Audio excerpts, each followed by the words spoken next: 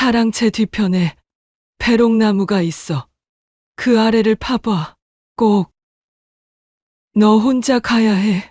산소 마스크 너머로 들려오는 시어머니의 가늘고 떨리는 목소리였습니다. 중환자실의 차가운 형광등 아래에서 최명자는 병원 가운 주머니에서 접힌 작은 종이를 꺼내 며느리 수연의 손에 쥐어주었어요. 3년간 매주 서울에서 안동까지 오가며 모셨던 엄격한 시어머니의 마지막 부탁이었습니다. 그리고 끝으로 덧붙였습니다. 경자한테는 절대로 말하면 안 돼. 수연은 떨리는 손으로 쪽지를 받으며 시어머니의 창백한 얼굴을 바라봤습니다. 평생 단 한 번도 약한 모습을 보이지 않았던 시어머니가 마지막 순간에 남긴 이 비밀스러운 부탁의 의미가 무엇일까요? 400년 전통의 고택 어딘가에 숨겨진 것은 과연 무엇이었을까요? 그리고 경자라는 인물은 왜 그토록 경계해야 할 존재였을까요? 배롱나무 아래 묻힌 진실이 그녀의 운명을 어떻게 바꿔놓을지 아직은 아무도 알 수 없었어요. 사연 시작하기 전에 무료로 할 수 있는 구독과 좋아요 부탁드립니다. 따뜻한 마음으로 잠깐 꾹꾹 눌러주시면 틀림없이 좋은 일이 찾아올 거예요. 금요일 저녁 5시 서울 종로구 북촌에 있는 작은 전통 요리 연구소에서 마지막 수강생이 떠나자 저는 천천히 짐을 싸기 시작했습니다. 안동으로 가는 기차표는 이미 예매되어 있었고 남편 도연은 오늘도 회사에서 늦을 거라는 문자를 보내왔죠. 연구소 한쪽 벽에 걸린 시계가 째깍거리는 소리만이 고요한 공간을 채웠습니다. 저는 잠시 멈춰서서 창밖을 바라보았어요. 북촌의 기와지붕들이 석양빛에 물들어가는 모습이 아름다웠지만 제 마음은 이미 300km 떨어진 안동의 고택으로 향하고 있었습니다. 아니, 정확히는 그곳에서 저를 기다리고 계실 시어머니, 최명자를 향해 있었죠. 가방에 넣을 물건들을 하나씩 챙기며 저는 깊은 한숨을 내쉬었습니다. 전통 된장 샘플, 새로 개발한 장아찌 레시피, 그리고 시어머니께 보여드릴 요리 사진들. 3년째 매주 반복되는 이 의식이 언제쯤 끝날까요? 아니, 끝이 있기는 할까요? 선생님, 제가 정리 도와드릴게요. 막내 조교 은정이가 다가와 말했지만 저는 고개를 저었습니다. 이건 제가 혼자 해야 하는 일이었어요.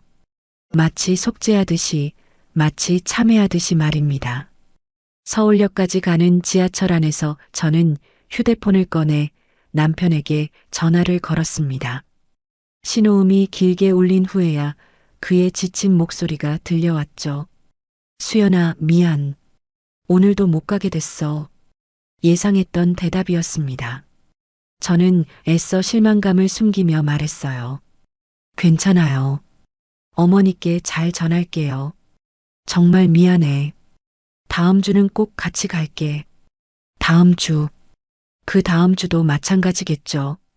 남편은 좋은 사람입니다. 저를 사랑하고 제 일을 존중해 주죠. 하지만 그는 자신의 어머니와 저 사이에서 벌어지는 미묘한 전쟁을 모릅니다.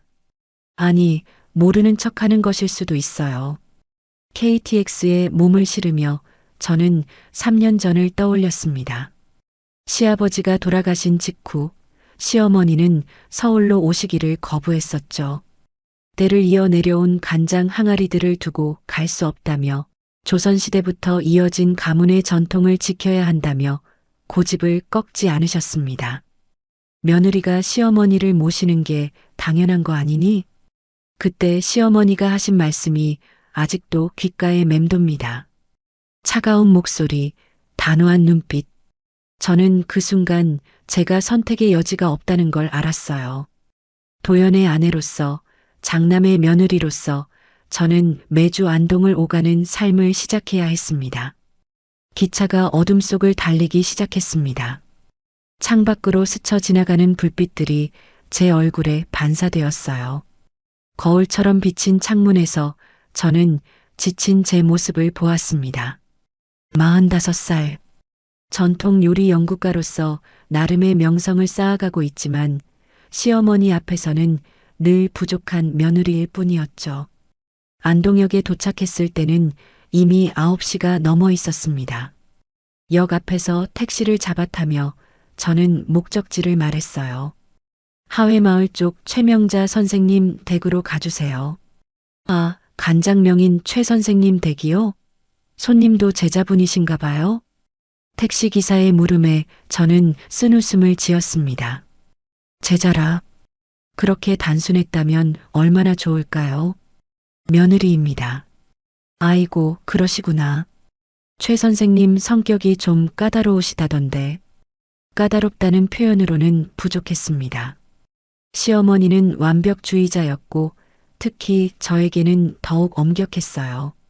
제가 만든 김치가 너무 짜다, 된장찌개에 정성이 부족하다, 장아찌 담그는 솜씨가 겉핥기다.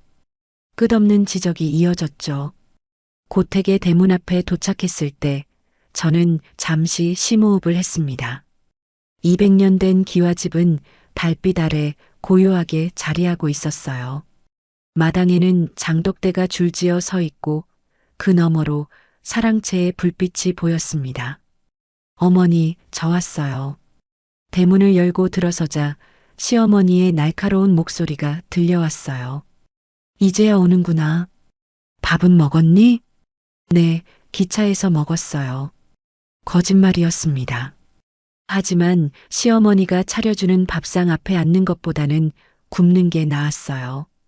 그 차가운 시선을 받으며 밥을 먹는 일은 고문과 다름없었으니까요. 안방으로 들어가자 시어머니는 책상 앞에 앉아 뭔가를 적고 있었습니다. 팔순을 바라보는 나이에도 허리는 꼿꼿했고 흰 머리는 단정하게 쪽을 지어 올려져 있었어요. 그녀는 고개도 들지 않은 채 말했습니다. 장독 뚜껑 열어봤니? 아직요. 내일 아침에. 게으른 것. 간장은 매일 숨을 쉬어야 해. 너같이 대충대충 하는 사람이 어떻게 전통을 이어받겠다는 거니? 가슴이 쿵 내려앉았습니다. 또 시작이구나. 저는 입술을 깨물며 대답했어요. 죄송합니다. 지금 확인하러 가겠습니다. 됐어. 이미 늦었으니 내일 일찍 일어나서 해. 방에나 들어가 쉬어라. 차가운 명령이었지만 그나마 다행이었습니다. 저는 고개를 숙이고 건넌방으로 향했어요. 제가 쓰는 방은 늘 같은 곳이었습니다.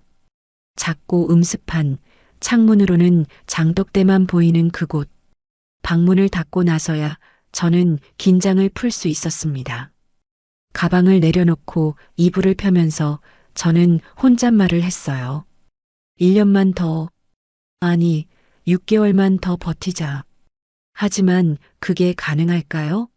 시어머니는 너무나 완고했고 앞으로도 쉽게 변하실 것 같지 않았습니다.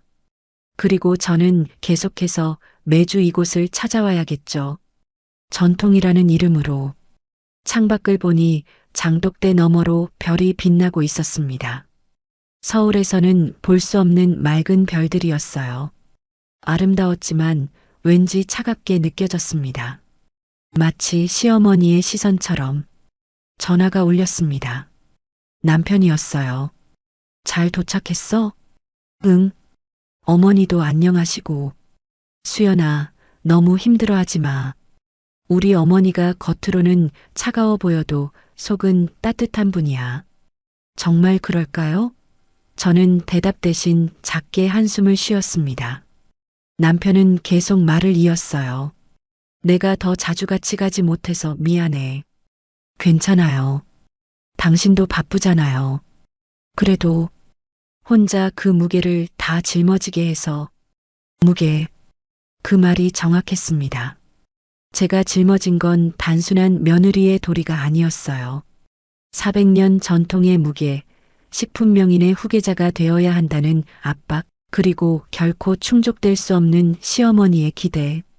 그 모든 것들이 제 어깨를 짓누르고 있었습니다. 전화를 끊고 나서 저는 가방에서 노트를 꺼냈습니다. 오늘 연구소에서 개발한 새로운 장아찌 레시피가 적혀 있었어요. 내일 시어머니께 보여드릴 생각이었지만 벌써부터 그녀의 차가운 평가가 들리는 것 같았습니다. 이런 게 전통이니? 그저 요즘 입맛에 맞춘 퓨전일 뿐이지. 저는 노트를 덮었습니다. 내일의 일은 내일 걱정하기로 했어요. 지금은 그저 이 긴 밤을 견뎌내는 것만으로도 충분했으니까요. 이불을 당겨 덮으며 저는 눈을 감았습니다. 내일 새벽에는 장독대를 확인해야 하고 아침 식사를 준비해야 하고 시어머니의 끝없는 가르침을 들어야 했어요. 그리고 일요일 저녁에는 다시 서울로 돌아가야 했죠. 그리고 다음 주 금요일이 되면 또다시 어둠 속에서 저는 작게 중얼거렸습니다. 언제까지 이렇게 살아야 할까요? 대답은 없었습니다. 오직 멀리서 들려오는 개 짖는 소리와 바람에 스치는 기와 소리만이 고요한 밤을 채울 뿐이었어요. 그날도 평범한 토요일 아침으로 시작되었습니다. 새벽 5시에 눈을 뜬 저는 차가운 새순물로 얼굴을 씻고 마당으로 나갔어요. 장독대의 뚜껑을 하나씩 열어 간장의 상태를 확인하는 일은 이제 제 몸에 밴 습관이 되어 있었죠. 첫 번째 항아리 색깔 진하고 향 좋음. 두 번째 항아리 표면에 하얀 곰팡이 조금. 저는 수첩에 꼼꼼히 기록하며 각 항아리를 살폈습니다. 시어머니께서 깨어나시기 전에 모든 점검을 마쳐야 했어요.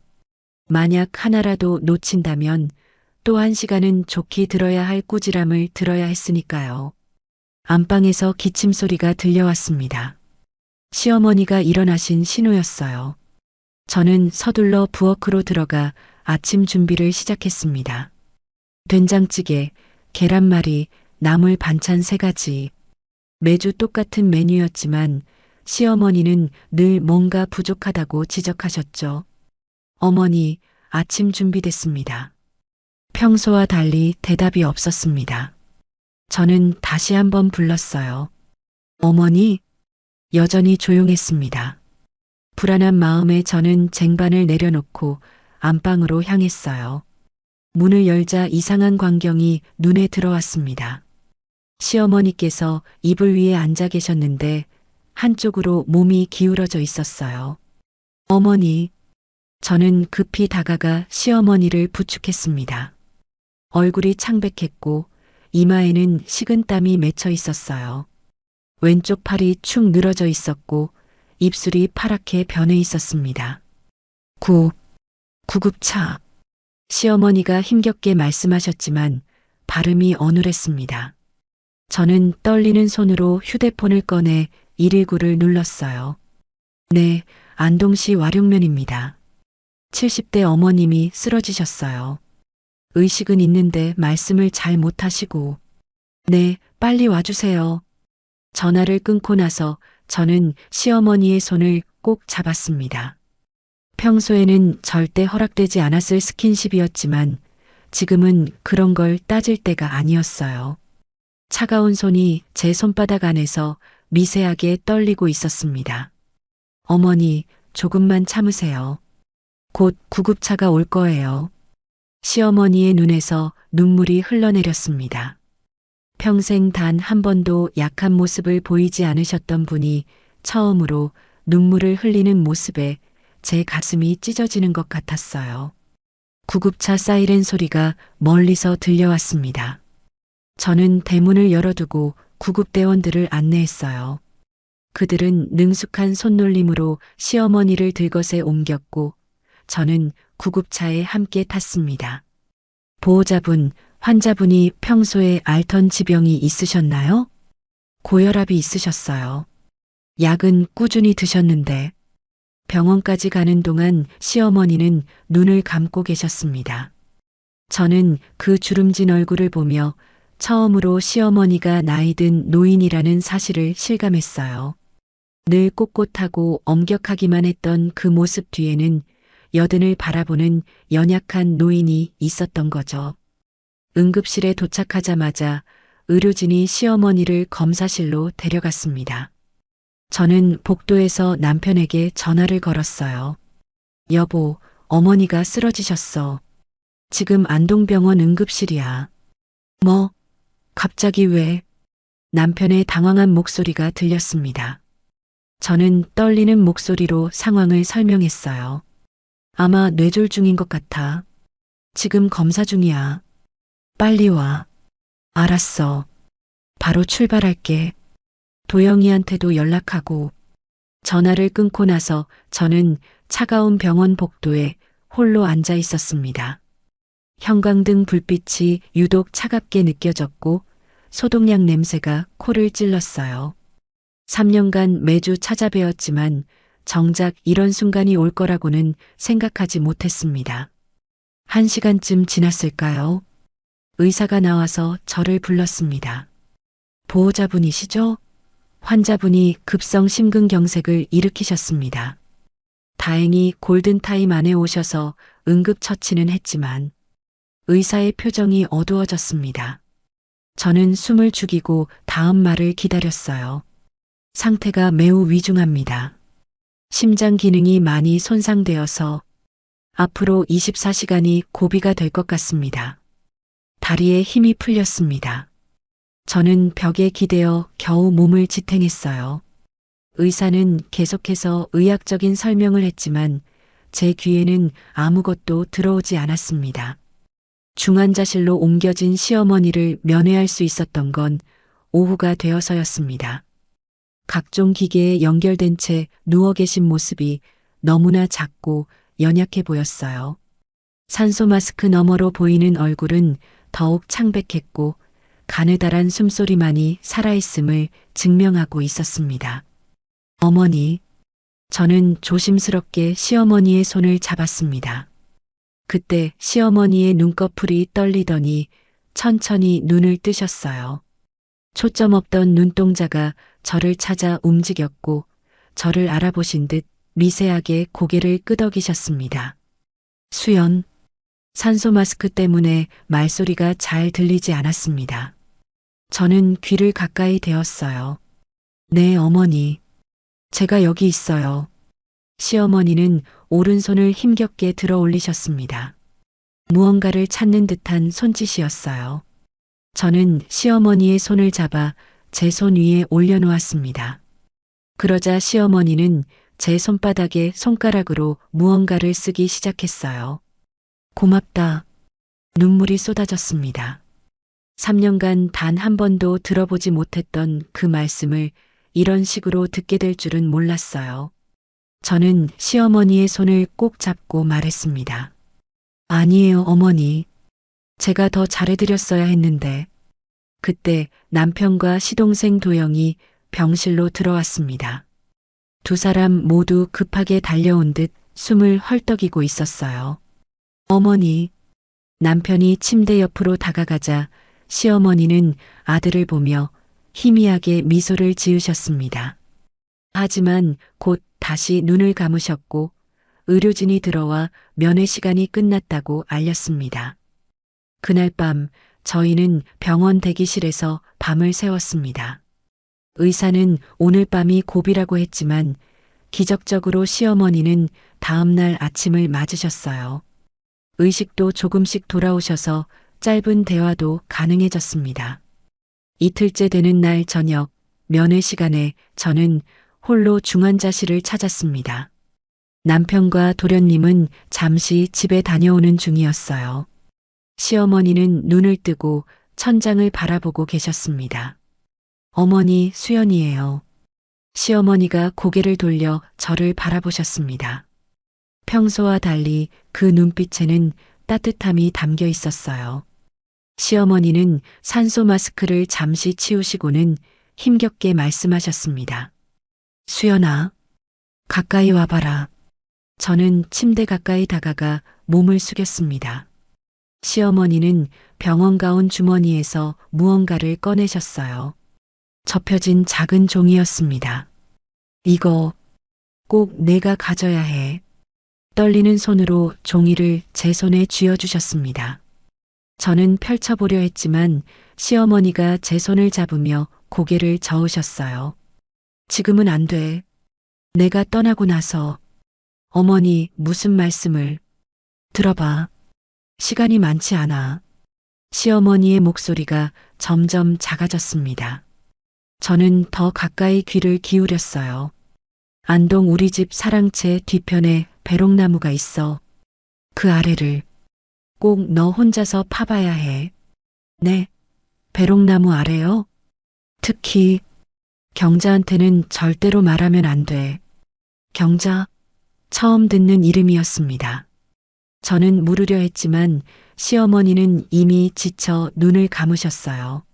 손에 쥐어진 종이를 펼쳐보니 떨리는 글씨로 사랑채 뒤편 배롱나무 아래라고 적혀 있었습니다. 그리고 그것이 시어머니와 나눈 마지막 대화였습니다. 다음 날 새벽 4시 시어머니는 조용히 눈을 감으셨어요. 심전도 모니터가 일직선을 그리며 날카로운 경보음을 울렸고 의료진이 뛰어들어왔지만 이미 돌이킬 수 없었습니다. 저는 차가워진 시어머니의 손을 잡고 한참을 울었습니다. 3년간 그토록 인정받고 싶었던 분이, 그토록 엄격하기만 했던 분이 이렇게 갑작스럽게 떠나시다니. 마지막 순간에 보여주신 따뜻한 눈빛과 떨리는 손으로 쥐어주신 쪽지가 제 가슴을 더욱 아프게 했습니다. 장례 준비를 하는 동안 저는 계속해서 그 쪽지를 만지작거렸습니다. 배롱나무 아래에는 무엇이 있을까? 그리고 경자라는 사람은 누구일까? 시어머니는 왜 마지막 순간에 이런 비밀스러운 부탁을 하신 걸까? 답을 알 수 없는 의문들이 제 머릿속을 가득 채웠지만 지금은 그저 시어머니를 잘 보내드리는 것이 먼저였습니다.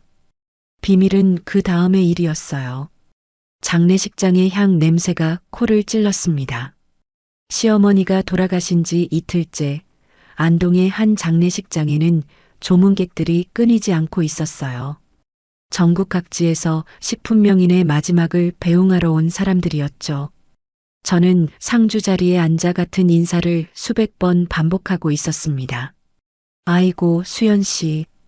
어머님이 그렇게 갑자기 가시다니. 네, 감사합니다.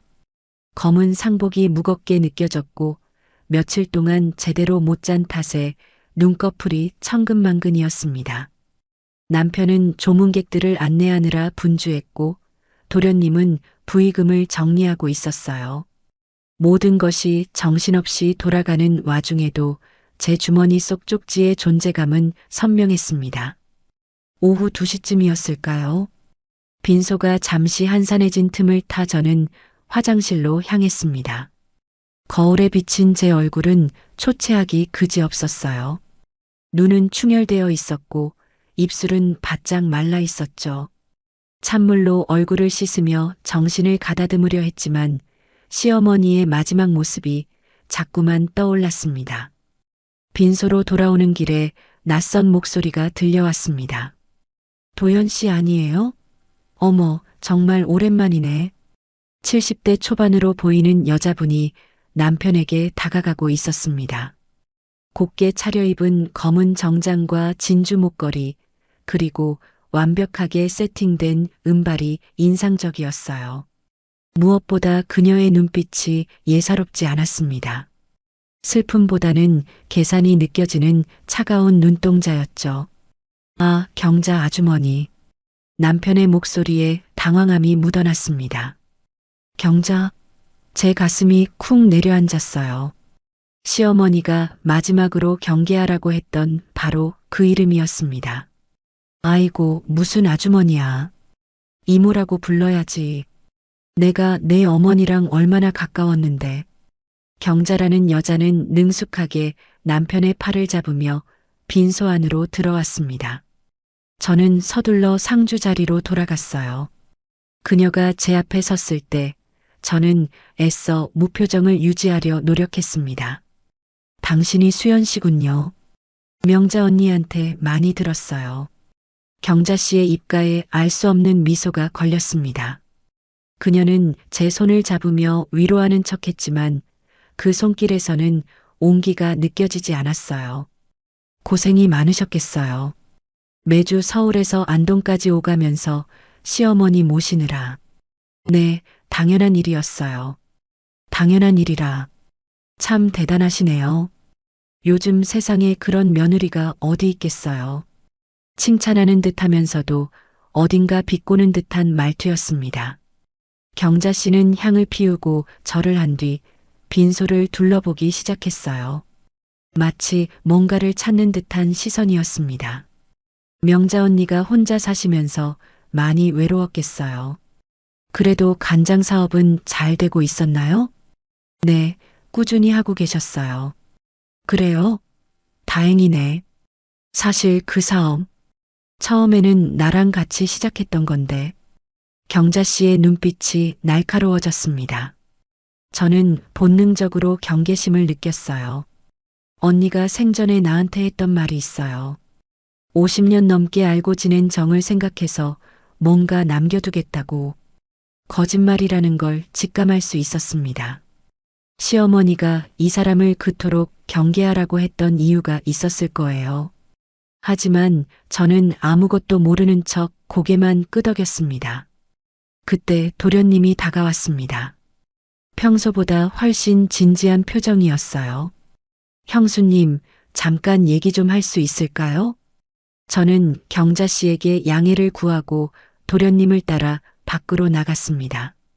장례식장 복도는 썰렁했고 형광등 불빛만이 차갑게 내리쬐고 있었어요. 형수님, 어머니 재산 정리 어떻게 할 건가요? 도련님의 단도직입적인 질문에 저는 당황했습니다. 아직 시어머니를 보내지도 않았는데 벌써 재산 얘기라니. 그건 장례 끝나고 나서. 형수님이 매주 내려오시면서 고생하신 건 알아요. 하지만 저도 아들이잖아요. 공평하게 나눠야 하지 않을까요? 도련님의 목소리에는 불만이 가득했습니다. 그동안 자주 찾아뵙지 않았던 것에 대한 미안함보다는 재산에 대한 욕심이 더 커 보였어요. 그리고 형수님, 혹시 어머니가 따로 뭐 주신 거 없어요? 통장이나 서류 같은 거. 없어요. 저는 주머니 속 쪽지를 만지작거리며 거짓말을 했습니다. 아직은 아무에게도 말할 수 없었어요. 특히 경자 씨가 나타난 지금은 더욱 조심해야 했죠. 빈소로 돌아오니 경자 씨가 다른 조문객들과 이야기를 나누고 있었습니다. 그래서 내가 명자한테 그랬지. 간장 사업을 혼자 하기엔 너무 힘들 거라고. 차라리 나랑 다시 손잡자고 했는데 고집이 얼마나 센지. 주변 사람들이 고개를 끄덕이며 맞장구를 쳤습니다. 경자 씨는 마치 자신이 시어머니의 가장 가까운 사람인 양 행동하고 있었어요. 저녁이 되자 조문객이 더 많아졌습니다. 그 와중에 경자 씨는 계속 빈소를 서성이며 사람들과 대화를 나눴어요. 그리고 틈틈이 저와 도련님에게 다가와 은근히 탐색전을 벌였죠. 수연 씨, 명자 언니가 집에 금고 같은 거 두고 있지 않았어요? 글쎄요. 제가 본 적은 없는데. 이상하네. 분명히 중요한 서류들을 어딘가에 보관한다고 했는데. 경자 씨의 집요한 질문에 저는 점점 불안해졌습니다. 이 사람이 정확히 무엇을 노리는지는 모르겠지만 시어머니의 경고를 무시할 수는 없었어요. 밤 10시가 넘어서야 경자 씨가 드디어 자리를 뜨려고 일어섰습니다. 하지만 가기 전에 제게 다가와 낮은 목소리로 말했어요. 수연 씨, 우리 앞으로 자주 봐야 할 것 같은데. 명자 언니와 나 사이엔 정리해야 할 일들이 좀 있거든요. 무슨 일인데요? 지금 당장 얘기할 건 아니고. 장례 끝나고 연락드릴게요. 아, 그리고. 경자 씨는 주변을 둘러본 뒤 더욱 목소리를 낮췄습니다. 혹시 이상한 사람이 찾아오거나 수상한 일이 생기면 꼭 연락해요. 명자 언니 주변엔 욕심 많은 사람들이 많았거든요. 고경자 본인이 바로 그 욕심 많은 사람 중 하나라는 생각이 들었지만 저는 묵묵히 고개만 끄덕였습니다. 경자 씨가 떠난 후 도련님이 제게 다가왔어요. 형수님, 저 아줌마 누구예요? 어머니 친구분이래. 친구치고는 좀 이상하지 않아요? 자꾸 재산 얘기만 하고. 도련님도 느꼈나 봅니다. 경자 씨의 수상한 행동을 말이죠. 하지만 그 역시 재산에 관심이 있기는 마찬가지였어요. 그런데 형수님, 정말로 어머니가 아무 말씀 안 하셨어요? 유언 같은 거 없었다니까요. 저는 피곤함을 핑계로 자리를 피했습니다. 화장실에 들어가 주머니에서 쪽지를 꺼내 다시 한번 읽었어요. 사랑채 뒤편 배롱나무 아래. 그리고 경자를 조심하라는 당부. 시어머니는 무엇을 숨겨두신 걸까요? 그리고 경자 씨는 정말 무엇을 노리는 걸까요? 빈소로 돌아오는 길, 저는 결심했습니다. 장례가 끝나는 대로 혼자 안동 고택으로 가야겠다고. 다른 사람들이 눈치채기 전에, 특히 경자 씨가 움직이기 전에 시어머니의 비밀을 찾아야 했습니다. 그날 밤 저는 상주석에 앉아 밤을 새우며 계속해서 조문객을 맞았습니다. 하지만 제 머릿속은 온통 배롱나무와 그 아래 묻혀있을 비밀로 가득했어요. 시어머니의 영정 사진을 바라보며 저는 마음속으로 다짐했습니다. 어머니, 꼭 찾아낼게요. 어머니가 지키고 싶었던 것이 무엇이든. 장례를 치른 지 사흘째 되는 날, 저희는 시어머니의 고택에 모였습니다. 49제를 준비하고 유품을 정리하기 위해서였죠. 하지만 대문을 열고 들어서는 순간부터 분위기가 심상치 않았어요. 도련님이 서울에서 변호사를 대동하고 내려온 것입니다. 형수님, 오늘은 확실하게 정리하고 가야겠어요. 도련님의 목소리에는 단호함이 묻어났습니다. 평소의 가벼운 모습은 온데간데 없고 날카로운 눈빛만이 번뜩였죠. 그의 옆에 선 변호사는 서류 가방을 들고 있었고 이미 무언가 준비를 마친 듯한 표정이었습니다. 안방에 둘러앉은 우리 사이에는 무거운 침묵이 흘렀습니다. 남편은 불편한 듯 자리를 고쳐 앉았고 저는 주머니 속 쪽지를 만지작거리며 불안한 마음을 달랬어요. 그때 현관문이 열리는 소리가 들렸습니다. 실례합니다. 들어가도 될까요? 경자 씨였습니다. 갈색 원피스에 명품 핸드백을 든 그녀는 마치 약속이라도 한 듯 자연스럽게 들어왔어요. 도련님이 반갑게 맞이하는 모습을 보니 둘이 미리 연락을 주고받았다는 걸 알 수 있었습니다. 경자 이모님도 오셨네요. 감사합니다. 당연히 와야지.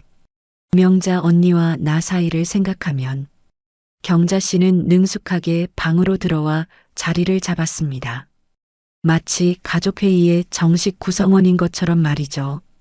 남편이 당황한 표정으로 저를 바라봤지만 저는 어깨를 으쓱일 수밖에 없었어요. 도련님이 먼저 말문을 열었습니다.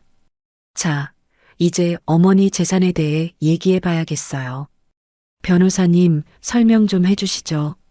변호사가 서류를 펼치며 법적인 상속 절차에 대해 설명하기 시작했습니다.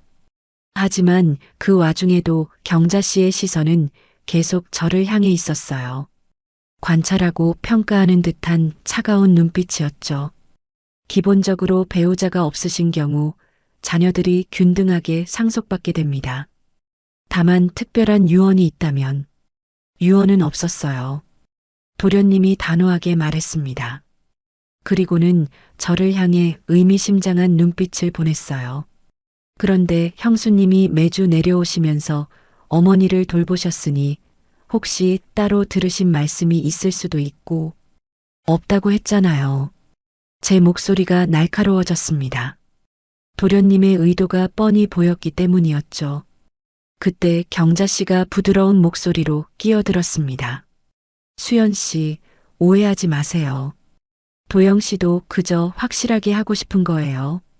사실 그녀는 잠시 말을 멈추고 핸드백에서 낡은 서류를 꺼냈습니다.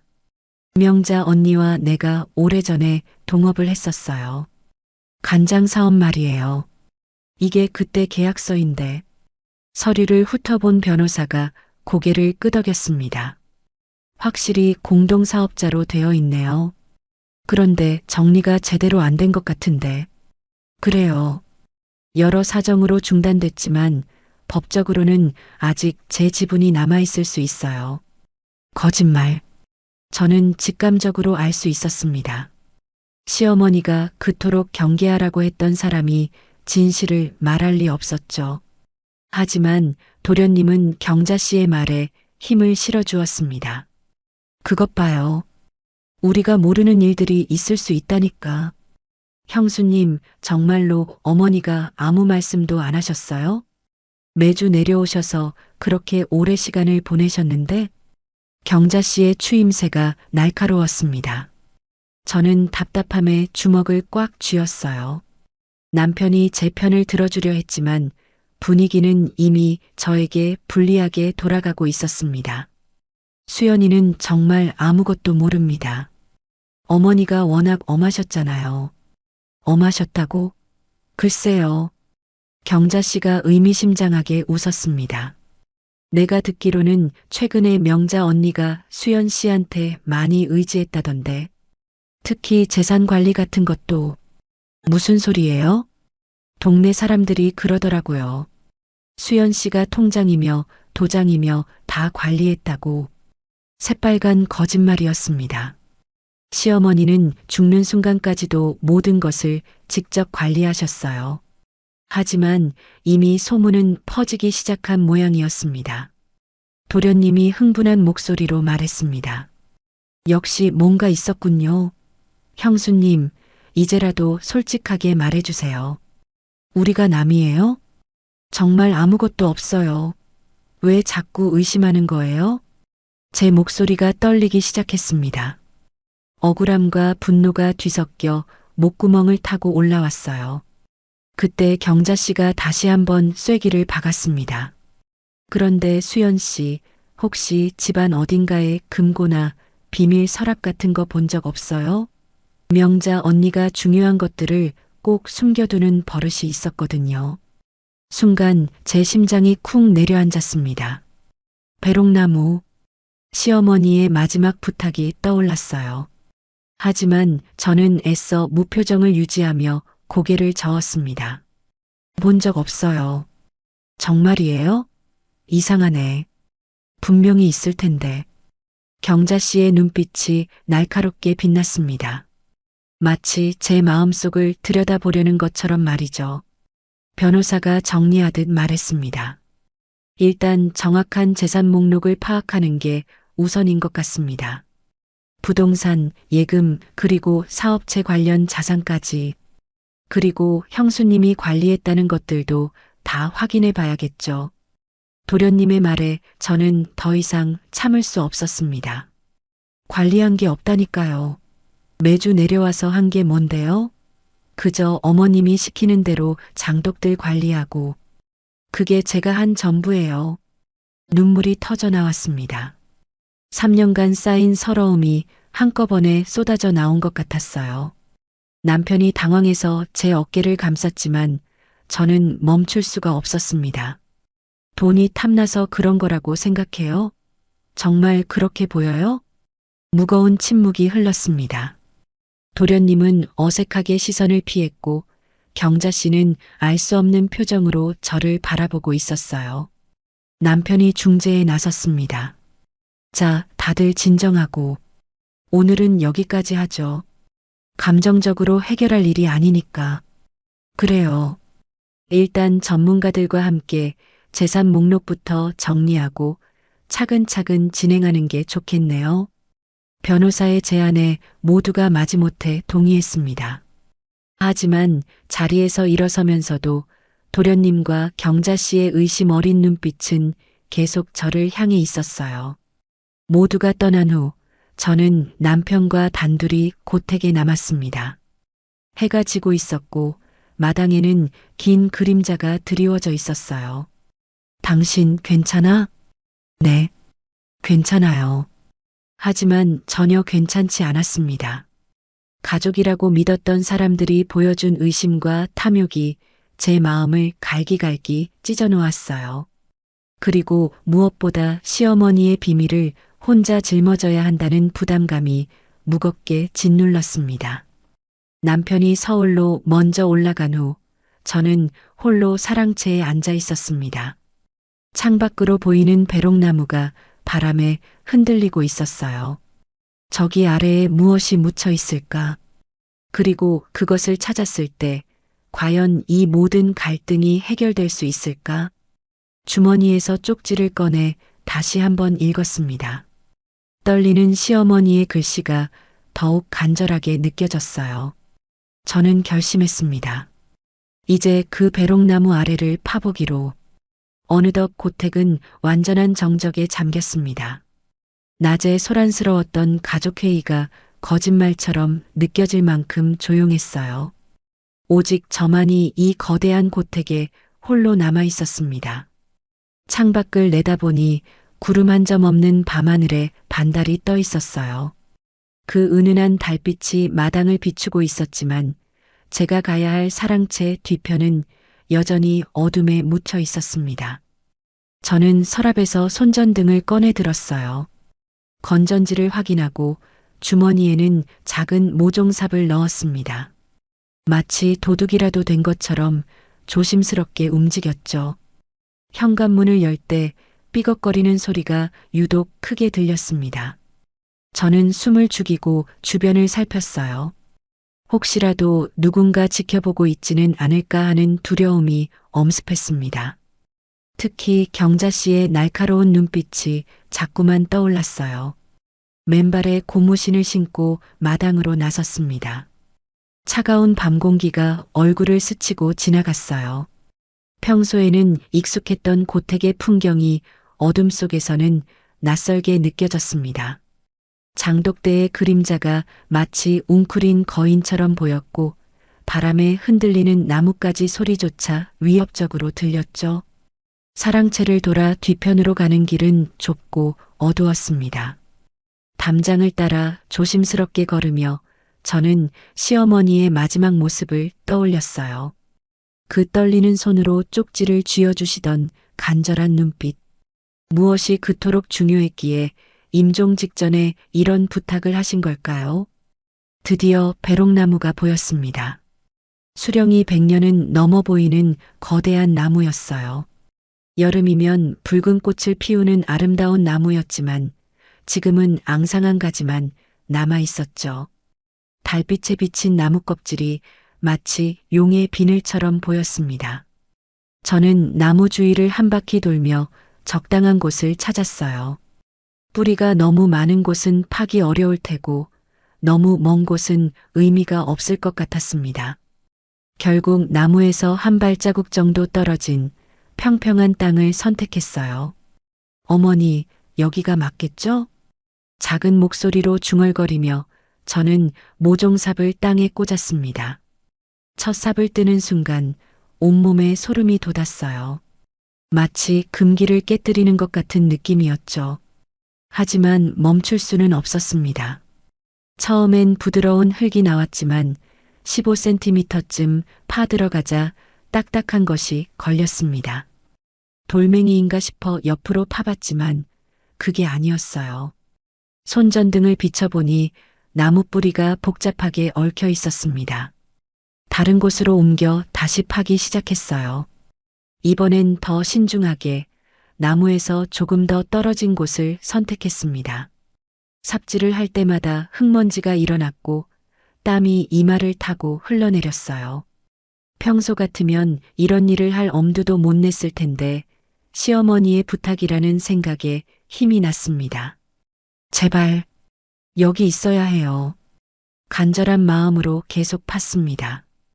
20cm, 25cm, 점점 깊어지는 구멍을 보며 불안감이 엄습했어요.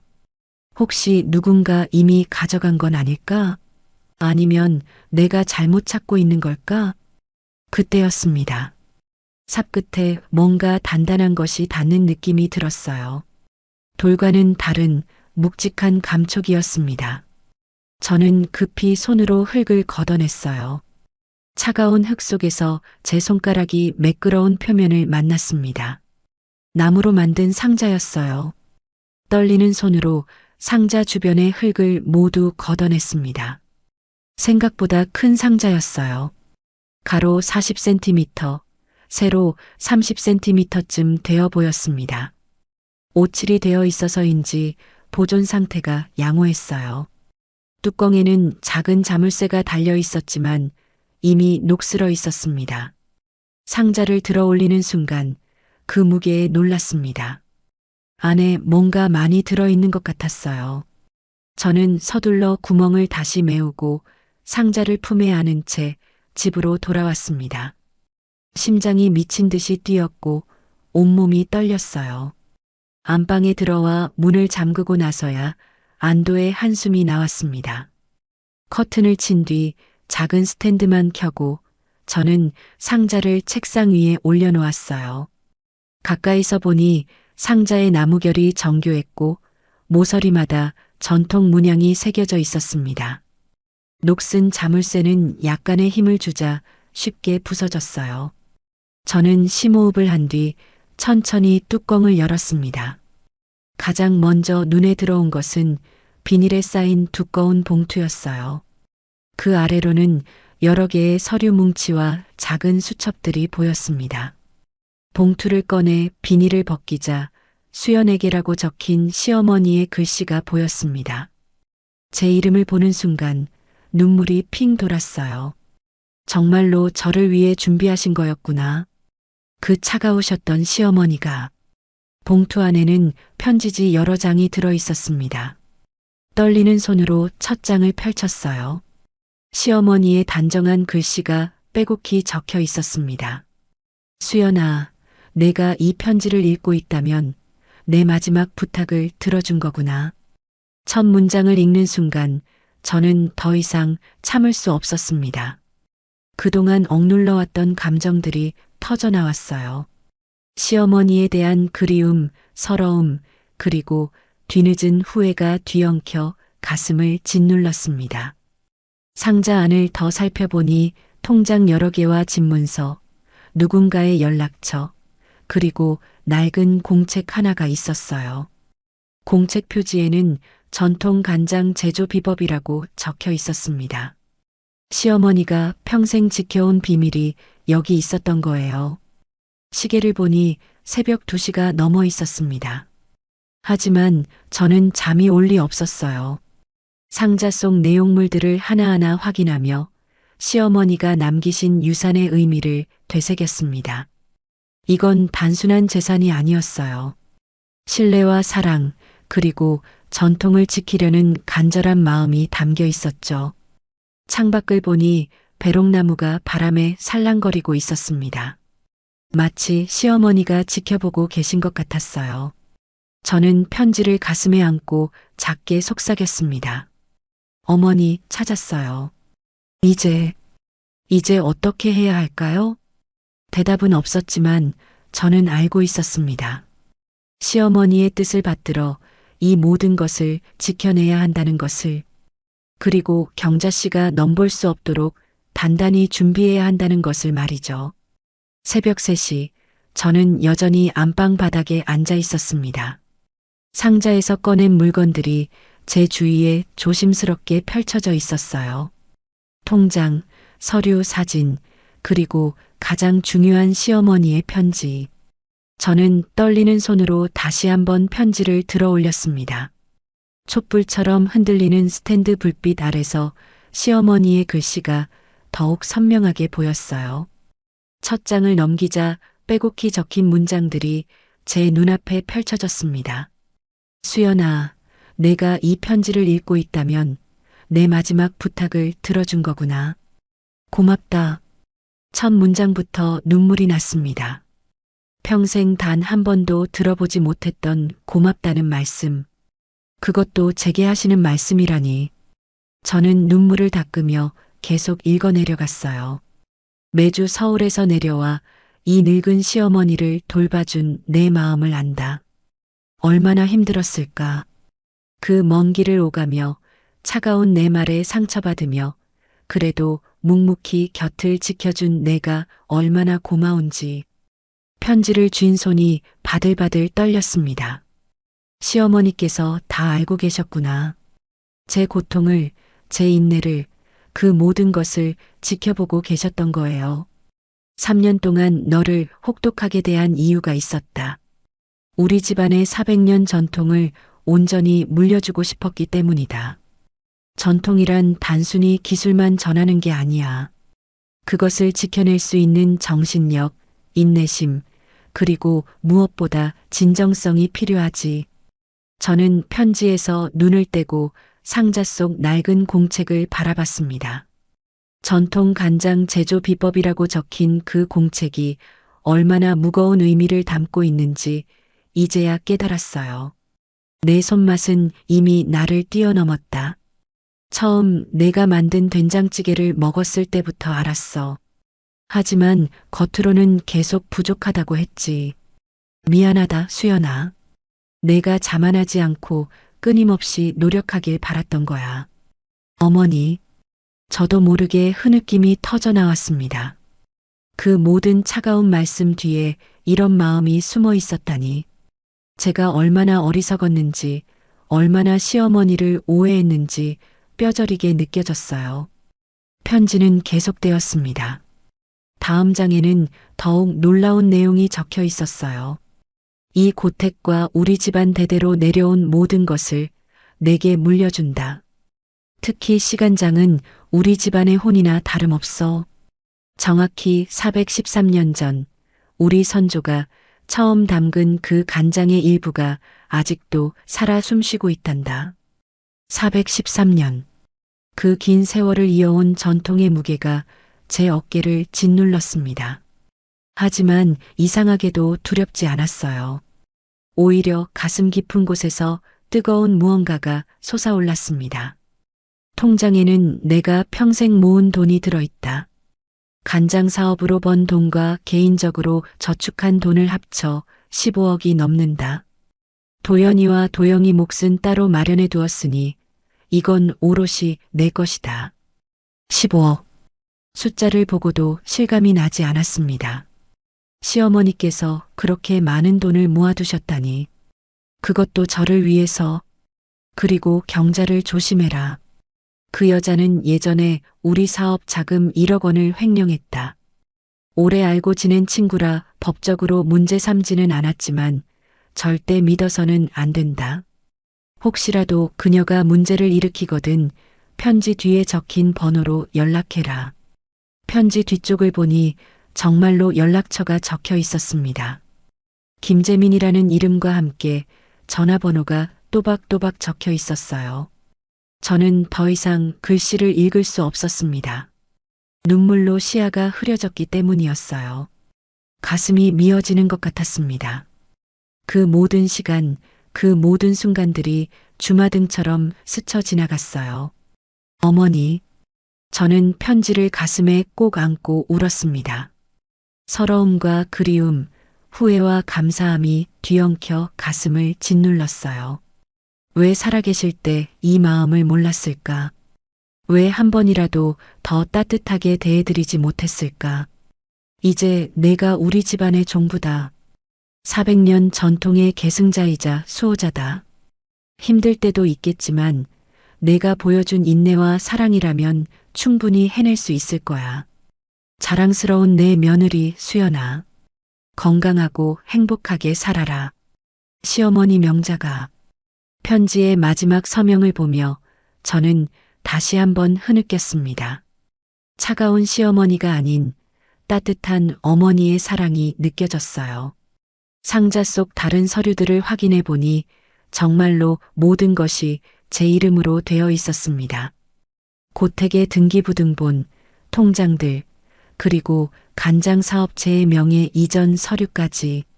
시어머니께서는 정말로 모든 것을 저에게 맡기신 거예요. 새벽 공기가 차갑게 느껴졌습니다.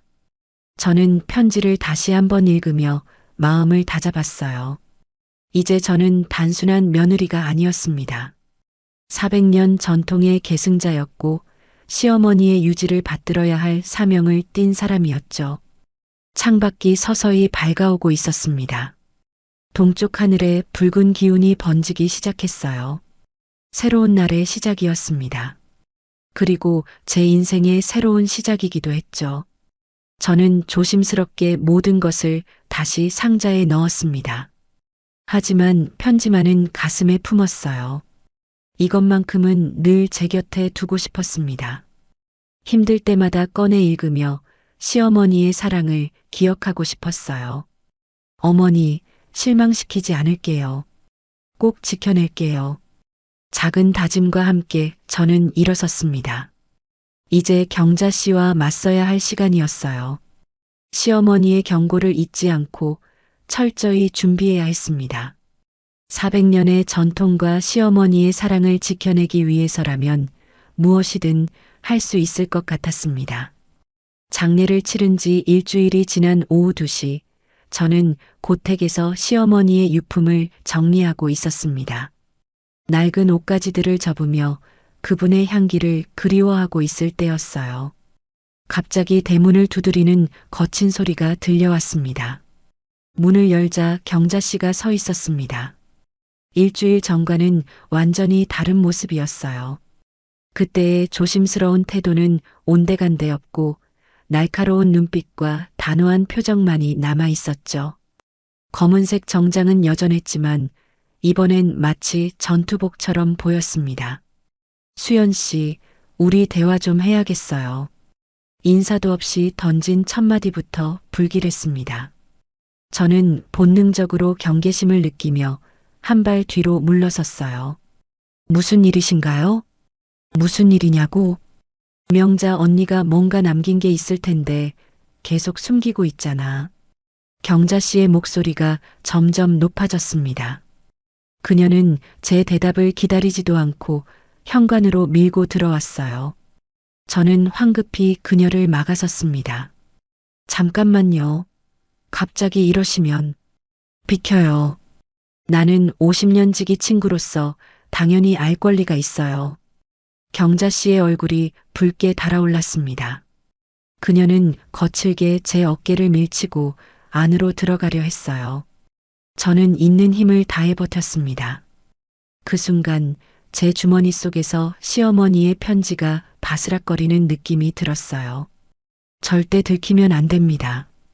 이건 불법 침입이에요. 나가주세요. 불법? 웃기지 마세요. 내가 이 집에 드나든 게 어제 오늘 일이에요? 경자 씨는 비웃듯 콧방귀를 뀌었습니다. 그리고는 갑자기 목소리를 낮추며 위협적으로 말했어요. 수연 씨, 좋게 말할 때 솔직하게 말해요. 명자 언니가 금고나 비밀 장소에 뭔가 숨겨뒀죠? 나는 다 알아요. 모른다고 했잖아요. 끝까지 그러실 거예요? 경자 씨의 눈빛이 뱀처럼 차갑게 빛났습니다. 그녀는 핸드백에서 무언가를 꺼내 제 앞에 들이밀었어요. 오래된 서류였습니다. 이게 뭔지 알아요? 명자 언니와 내가 처음 간장 사업을 시작할 때 쓴 계약서예요. 여기 보세요. 공동대표, 지분 50대 50. 서류를 보는 순간 뭔가 이상하다는 느낌이 들었습니다. 종이는 오래돼 보였지만 글씨는 너무 선명했어요. 게다가 시어머니의 서명도 어딘가 어색했습니다. 이 계약이 아직도 유효해요. 그러니까 이 집도 간장 사업도 절반은 내 거라는 얘기죠. 그럴 리가요. 어머니는 분명히 뭐라고 하셨는데요? 혹시 유언이라도 있었어요? 경자 씨가 매서운 눈빛으로 저를 쏘아봤습니다. 저는 입술을 꽉 깨물며 고개를 저었어요. 그래요? 그럼 법대로 하는 수밖에 없겠네요. 그녀는 거만하게 집안을 둘러보기 시작했습니다. 마치 이미 자기 것인 양 행동하는 모습이 역겨웠어요. 저는 주먹을 꽉 쥐며 분노를 사겼습니다. 장독대도 여전하네. 저 간장들이 얼마나 값진 건지 수연 씨는 모르겠지만 시장 가치로 따지면 어마어마해요. 나가주세요. 지금 당장. 제가 단호하게 말하자 경자 씨의 표정이 더욱 험악해졌습니다. 좋아요. 오늘은 이만 가볼게요. 하지만 그녀는 현관문 앞에서 뒤돌아보며 차갑게 말했습니다. 이제부터가 시작이에요. 내가 가만히 있을 것 같아요? 문이 쾅 닫히고 나서야 저는 그 자리에 주저앉았습니다. 온몸에서 힘이 빠졌어요. 경자 씨의 위협이 단순한 엄포가 아니라는 걸 직감할 수 있었습니다. 다음 날부터 이상한 일들이 벌어지기 시작했습니다. 동네 사람들이 저를 보는 눈빛이 달라졌어요. 수군거리는 소리가 들렸고 인사를 해도 어색하게 피하는 사람들이 많아졌죠. 시장에 갔을 때의 일이었습니다. 평소 친하게 지내던 반찬가게 아주머니가 저를 보자마자 인상을 찌푸렸어요. 어머, 수연 씨 아니에요? 그 얘기 진짜예요? 무슨 얘기요? 아니, 경자 씨가 그러던데. 수연 씨가 매주 내려와서 최 선생님을 꼬드겨서 재산을 다 빼돌렸다고. 가슴이 철렁 내려앉았습니다. 벌써 소문이 퍼지기 시작한 거예요. 저는 애써 침착하게 대답했습니다. 그런 일 없어요. 오해예요. 그래요? 근데 경자 씨가 증거도 있다던데. 통장 거래 내역이랑 그런 것들. 더 들을 필요가 없었습니다. 저는 반찬도 사지 않고 그 자리를 떠났어요. 집으로 돌아오는 길 여기저기서 수군거리는 소리가 들렸습니다. 저 며느리가 그런 사람이었어? 겉으로는 효녀인 척했는데 역시 사람은 알 수가 없어. 억울함에 눈물이 났지만 꾹 참았습니다.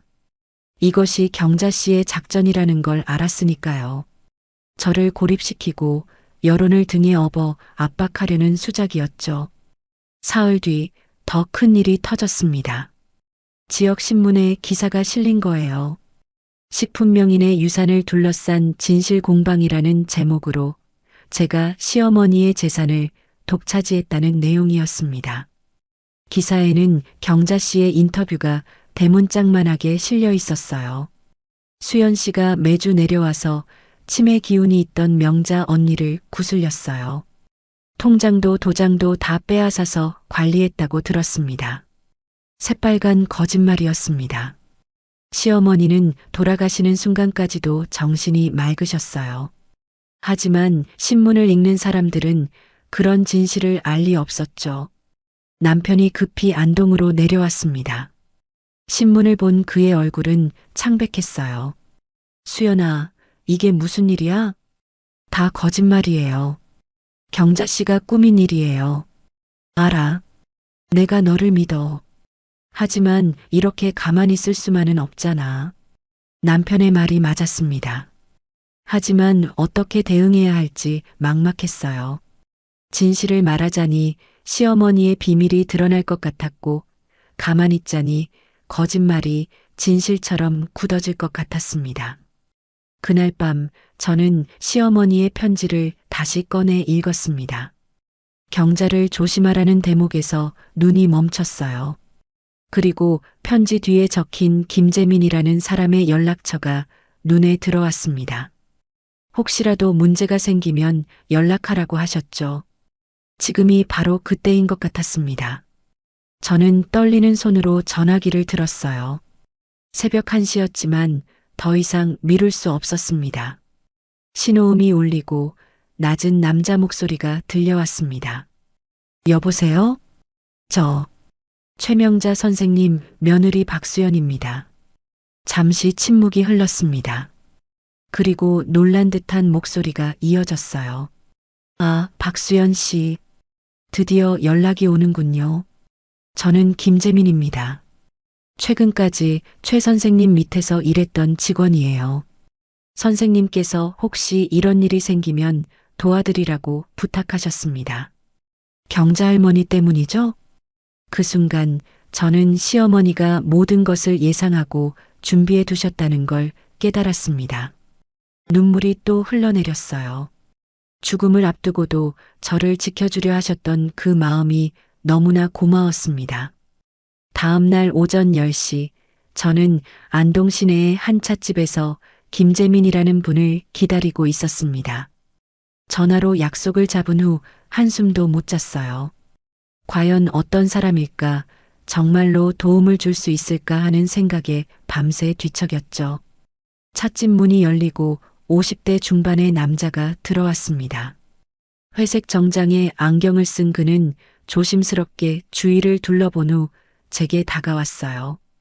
온화한 인상이었지만 눈빛에는 결연함이 담겨 있었습니다. 박수연 씨죠? 김재민입니다. 악수를 나누며 저는 그의 손에서 전해지는 따뜻함을 느꼈습니다. 시어머니가 믿고 의지했던 사람이라는 확신이 들었어요. 자리에 앉자마자 재민 씨는 낡은 서류 가방을 꺼냈습니다. 가방 안에는 여러 개의 파일이 정리되어 있었어요. 그는 신중하게 하나씩 꺼내며 설명하기 시작했습니다. 최 선생님께서 저에게 이것들을 맡기셨어요. 혹시라도 경자 씨가 문제를 일으킬 때를 대비해서요. 첫 번째 파일을 펼치자 은행 거래 내역이 나왔습니다. 2014년부터 2015년까지의 기록이었는데 특정 날짜에 빨간 펜으로 표시가 되어 있었어요. 여기 보세요. 2014년 8월 17일 1,000만 원이 빠져나갔죠? 그리고 한 달 후 또 1,000만 원. 그렇게 몇 번을 더해서 총 1억이 사라졌어요. 거래 내역을 자세히 보니 고경자라는 이름이 선명하게 적혀 있었습니다. 제 심장이 빠르게 뛰기 시작했어요. 드디어 증거를 찾은 거예요. 당시 경자 씨는 사업 자금을 관리하는 역할이었어요. 최 선생님이 전적으로 믿고 맡기셨죠. 그런데 재민의 표정이 어두워졌습니다. 그는 두 번째 파일을 열었어요. 거기엔 경자 씨가 직접 쓴 것으로 보이는 문서가 있었습니다. 이건 경자 씨가 횡령 사실을 인정하고 쓴 각서예요. 최 선생님이 고소하지 않는 조건으로 받아낸 거죠. 손으로 쓴 각서를 읽어보니 가슴이 먹먹해졌습니다. 본인 고경자는 2014년 8월부터 10월까지 최명자 선생님의 사업 자금 1억 원을 무단으로 사용했음을 인정합니다. 그런데 왜 어머니는 고소하지 않으셨을까요? 50년 지기 친구였으니까요. 정이 많으신 분이셨어요. 대신 모든 관계를 끊고 증거는 제게 맡기셨죠. 세 번째 파일에는 더 충격적인 내용이 있었습니다. 녹음 파일을 옮겨 적은 녹취록이었어요. 이건 경자 씨가 최 선생님을 협박했을 때의 녹음이에요. 돈을 돌려달라고 하자 오히려 큰 소리를 쳤죠. 녹취록을 읽는 동안 제 손이 떨렸습니다. 경자 씨의 욕설과 협박이 그대로 적혀 있었어요. 시어머니가 얼마나 힘드셨을까 생각하니 눈물이 났습니다. 재민은 조용히 기다려 주었습니다. 제가 감정을 추스른 후에야 다시 말을 이었어요. 최 선생님은 이 모든 걸 혼자 감당하셨어요. 자식들에게도 알리지 않으셨죠. 그저 조용히 정리하고 넘어가셨어요. 그런데 이제 와서 경자 씨가, 네, 최 선생님이 돌아가시자마자 나타난 거죠. 뻔뻔하게도요. 재민은 서류를 정리하며 제게 건넸습니다. 묵직한 무게가 느껴졌어요. 단순한 종이가 아니라 시어머니의 아픔과 신중함이 담긴 증거들이었죠. 이것만으로도 경자 씨의 주장을 모두 무력화시킬 수 있어요. 하지만 법적 대응을 위해서는 전문가가 필요할 겁니다. 네, 변호사를 찾아봐야겠어요. 제가 아는 분이 있어요. 최 선생님 일도 잘 아시는 분이죠. 재민이 명함을 건넸습니다. 법무법인 정의 이상우 변호사라고 적혀 있었어요. 찻집을 나와 곧바로 변호사 사무실로 향했습니다. 재민도 함께 가주었어요. 사무실은 안동 법원 근처에 있었는데 아담하지만 신뢰감이 느껴지는 곳이었습니다. 이상우 변호사는 60대 초반의 점잖은 분이었어요. 재민이 상황을 설명하자 그는 진지한 표정으로 서류들을 검토했습니다. 충분합니다. 경자 씨의 과거 횡령은 물론 현재의 명예훼손과 허위사실 유포까지 모두 대응할 수 있어요. 정말요? 네. 특히 이각서와 녹취록은 결정적이에요. 가짜 계약서를 들고 나온 것도 문서 위조죄에 해당하고요. 변호사의 확신에 찬 목소리에 안도감이 밀려왔습니다. 드디어 반격할 수 있는 무기를 찾은 거예요. 집으로 돌아온 저는 남편과 도련님에게 연락했습니다. 특히 도련님에게는 직접 만나서 얘기해야겠다고 생각했어요. 그동안의 오해를 풀고 가족으로서 힘을 합쳐야 할 때였으니까요. 저녁 6시 도련님이 고택으로 왔습니다. 여전히 경계하는 눈빛이었지만 그래도 와준 것만으로도 감사했어요. 도련님, 꼭 보여드릴 게 있어서요. 저는 시어머니의 편지 일부를 보여주었습니다. 도련님을 위한 재산을 따로 마련해 두었다는 부분을요. 편지를 읽는 도련님의 표정이 점점 변했습니다. 놀라움에서 부끄러움으로 그리고 후회로. 형수님, 정말 죄송해요. 제가 너무 성급했어요. 괜찮아요. 가족이잖아요. 그리고 경자 씨의 정체에 대해서도 설명했습니다. 증거들을 보여주자 도련님의 얼굴이 창백해졌어요. 그런 사람이었어요? 어머니 친구라고 해서 믿었는데. 어머니가 왜 그렇게 조심하라고 하셨는지 이제 알겠죠? 도련님은 고개를 끄덕이며 깊은 한숨을 쉬었습니다. 그리고는 결연한 표정으로 말했어요. 형수님, 제가 도와드릴게요. 어머니의 명예를 지켜야죠. 그 말을 듣는 순간 가슴이 뜨거워졌습니다. 드디어 가족이 하나가 된 것 같았어요. 시어머니도 하늘에서 기뻐하실 거라는 생각이 들었습니다. 밤이 깊어가는 고택에서 저희는 앞으로의 계획을 세웠습니다. 변호사와 함께 법적 대응을 준비하고 언론에도 진실을 알릴 방법을 찾기로 했어요. 창밖으로 보이는 장독대가 달빛에 은은하게 빛나고 있었습니다. 400년의 전통이 그 안에 살아 숨쉬고 있었죠. 저는 다짐했습니다. 이 모든 것을 지켜내겠다고. 시어머니의 명예와 함께.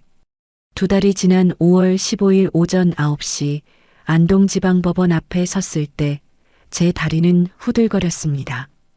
오늘이 바로 경자 씨를 상대로 한 첫 재판이 열리는 날이었어요. 횡령, 명예훼손, 문서 위조까지 여러 혐의로 고발한 지 2달 만의 일이었죠. 법원 건물에 무거운 철문을 밀고 들어서자 차가운 공기가 얼굴을 스쳤습니다. 대리석 바닥에 울리는 구두 소리가 유독 크게 들렸어요. 옆에서 남편이 제 손을 꼭 잡아주었고 도련님도 든든하게 뒤를 따랐습니다. 이상호 변호사는 자신감 있는 걸음으로 앞서 걸었어요.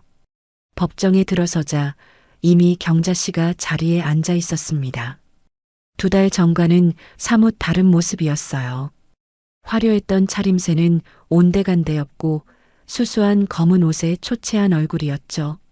하지만 제가 들어오자 그녀의 눈빛은 여전히 도끼를 품고 있었습니다. 전원 기립. 법원 직원의 외침에 모두가 일어섰고 판사가 입장했습니다. 50대 후반의 여성 판사였는데 날카로운 눈매가 인상적이었어요. 자리에 앉자마자 사건 번호를 확인하고 재판을 시작했습니다. 검사가 먼저 공소사실을 낭독했습니다. 경자 씨가 10년 전 시어머니의 사업 자금 1억 원을 횡령한 사실, 최근 저를 상대로 허위 사실을 유포한 혐의, 그리고 가짜 계약서를 만들어 사기를 시도한 혐의까지 하나하나 읽어갈 때마다 경자 씨의 얼굴이 일그러졌어요. 피고인, 공소사실을 인정합니까? 판사의 물음에 경자 씨는 벌떡 일어났습니다. 아니요. 전부 거짓말이에요. 제가 명자 언니와 함께 사업을 했던 건 맞지만. 피고인은 변호인을 통해 답변하십시오. 판사의 단호한 제지에 경자 씨는 억울한 듯 주저앉았습니다. 그녀의 변호인이 일어나 변론을 시작했어요. 피고인은 모든 혐의를 부인합니다. 특히 횡령건은 공소시효가 지났고 증거도 불충분합니다. 이상호 변호사가 침착하게 일어났습니다. 그의 손에는 두꺼운 서류 뭉치가 들려 있었어요. 재판장님, 증거를 제출하겠습니다. 증거물 1호, 피고인이 직접 작성한 횡령 인정 각서입니다. 법정이 술렁였습니다. 경자 씨의 얼굴이 하얗게 질렸어요. 판사가 각서를 받아 꼼꼼히 검토했습니다. 증거물 2호, 당시 은행 거래 내역입니다. 피고인 명의로 1억 원이 인출된 기록이 명확히 나와 있습니다. 그건 사업 자금으로 쓴 거예요. 경자 씨가 다시 소리쳤지만 판사는 차갑게 쳐다볼 뿐이었습니다. 이어서 증인 신문이 시작되었습니다. 첫 번째 증인은 김재민이었어요. 그는 차분한 목소리로 당시 상황을 설명했습니다. 저는 최명자 선생님 밑에서 최근까지 일했습니다. 2014년 8월 경자 씨가 1억 원을 횡령한 사실을 직접 목격했습니다. 어떻게 목격했습니까? 회계 관리를 하다가 경자 씨가 최 선생님 몰래 통장에서 돈을 이체한 사실을 발견했고 두 분이 그 문제로 말다툼을 하시는 것도 목격했습니다. 재민의 증언은 구체적이고 설득력이 있었습니다. 날짜, 장소, 금액까지 정확히 기억하고 있었어요. 경자 씨의 변호인이 반대 신문을 시도했지만 재민의 증언은 흔들리지 않았습니다. 두 번째 증인은 당시 간장 사업장에서 일했던 직원이었습니다. 그녀 역시 경자 씨의 횡령 사실을 알고 있었다고 증언했어요. 경자 씨가 회사 돈으로 개인 빚을 갚는 걸 봤어요. 최 선생님이 너무 화가 나셔서 며칠 동안 식사도 못 하셨죠. 증인들의 증언이 이어질수록 경자 씨는 점점 작아졌습니다. 거만했던 태도는 사라지고 불안한 눈빛만 남았어요. 점심 휴정 후 오후 재판이 재개되었습니다. 이번엔 명예훼손과 문서 위조에 대한 심리였어요. 검사가 증거를 제시했습니다. 피고인은 지역신문에 허위 사실을 제보했고 동네 곳곳에 악의적인 소문을 퍼뜨렸습니다. 또한 이 가짜 계약서를 만들어 사기를 시도했습니다. 스크린에 경자 씨가 들고 다녔던 계약서가 비춰졌습니다. 그리고 바로 옆에 진짜 시어머니의 필체와 비교한 자료가 나왔어요.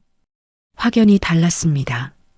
필적 감정 결과 이 서명은 위조된 것으로 판명났습니다. 경자 씨의 변호인이 반박을 시도했지만 증거는 너무나 명확했어요. 특히 동네 사람들의 진술서가 결정적이었습니다. 경자 씨가 저에 대해 퍼뜨린 거짓말들이 하나하나 적혀 있었죠. 마지막으로 제가 증인석에 섰습니다. 떨리는 마음을 진정시키며 선서를 했어요. 진실만을 말할 것을 맹세합니다. 검사의 질문이 시작되었습니다. 증인은 고인과 어떤 관계였습니까? 며느리입니다. 3년 동안 매주 서울에서 안동으로 내려와 시어머니를 모셨습니다. 그 기간 동안 재산을 빼돌렸다는 피고인의 주장에 대해 어떻게 생각하십니까? 저는 깊은 숨을 쉬고 답했습니다. 전혀 사실이 아닙니다. 시어머니는 돌아가시는 순간까지 모든 것을 직접 관리하셨어요. 저는 그저 곁에서 모실 뿐이었습니다. 그렇다면 왜 피고인이 그런 주장을 한다고 생각하십니까? 시어머니의 유산을 노리는 것 같습니다. 과거에도 횡령을 했던 것처럼요. 경자 씨가 자리에서 벌떡 일어나려 했지만 변호인이 말렸습니다. 판사가 마지막으로 경자 씨에게 물었습니다. 피고인, 마지막으로 할 말이 있습니까? 경자 씨는 비틀거리며 일어섰습니다. 그녀의 목소리는 떨리고 있었어요. 저는 억울해요. 명자 언니와 저는 친구였어요. 함께 사업도 했고, 그런데 왜 친구의 돈을 훔쳤습니까? 판사의 직설적인 질문에 경자 씨는 말문이 막혔습니다. 한참을 더듬거리다가 겨우 입을 열었어요. 그때는 정말 급했어요. 곧 갚으려고 했는데 결국 횡령 사실을 인정한 셈이었습니다. 법정안이 술렁였고 경자 씨는 고개를 떨구었어요. 2시간에 걸친 재판이 끝나고 판사가 판결을 위해 퇴정했습니다. 30분 후 다시 돌아온 판사는 엄숙한 표정으로 판결문을 읽기 시작했어요. 피고인 고경자에게 횡령죄로 징역 2년, 집행유예 3년, 명예훼손죄로 벌금 500만 원, 문서위조죄로 징역 1년, 집행유예 2년을 선고합니다. 경자 씨가 무너져 내렸습니다. 그토록 거만했던 그녀가 법정 바닥에 주저앉아 흐느꼈어요. 재판이 끝난 후 법원을 나오며 저는 하늘을 올려다봤습니다. 맑은 5월의 하늘이 눈부시게 펼쳐져 있었어요. 시어머니가 저 하늘 어딘가에서 지켜보고 계실 것 같았습니다. 도련님이 제게 다가와 말했습니다. 형수님, 정말 수고하셨어요. 그리고 정말 죄송했어요. 아니에요. 이제 다 끝났어요. 남편이 제 어깨를 감싸 안았습니다. 따뜻한 온기가 전해졌어요. 집으로 돌아가는 차 안에서 저는 시어머니의 편지를 다시 한번 떠올렸습니다. 경자를 조심하라는 당부를 지킬 수 있어서 다행이었어요. 이제 정말로 시어머니의 유산을 제대로 지켜낼 수 있게 되었습니다. 이듬해 10월의 어느 화창한 가을날, 저는 안동고택 때문에 새로운 현판을 달고 있었습니다. 400년 전통 간장 문화관이라고 정성스럽게 새겨진 나무 현판이었어요. 시어머니가 돌아가신 지 1년 6개월이 지난 시점이었죠. 현판을 다는 제 손은 떨리고 있었습니다. 단순히 문화관을 여는 것이 아니라 시어머니의 꿈을 실현하는 순간이었으니까요. 옆에서 남편이 사다리를 잡아주고 있었고 도련님은 사진을 찍느라 분주했어요. 형수님, 정말 멋져요. 어머니도 분명 기뻐하실 거예요. 도련님의 진심 어린 말에 가슴이 뭉클해졌습니다. 그 말썽꾸러기 시동생이 이제는 든든한 조력자가 되어 있었어요. 매주 서울에서 내려와 문화관 준비를 도와주었고 SNS 홍보까지 맡아서 해주었죠. 문화관 개관식에는 예상보다 많은 사람들이 찾아왔습니다.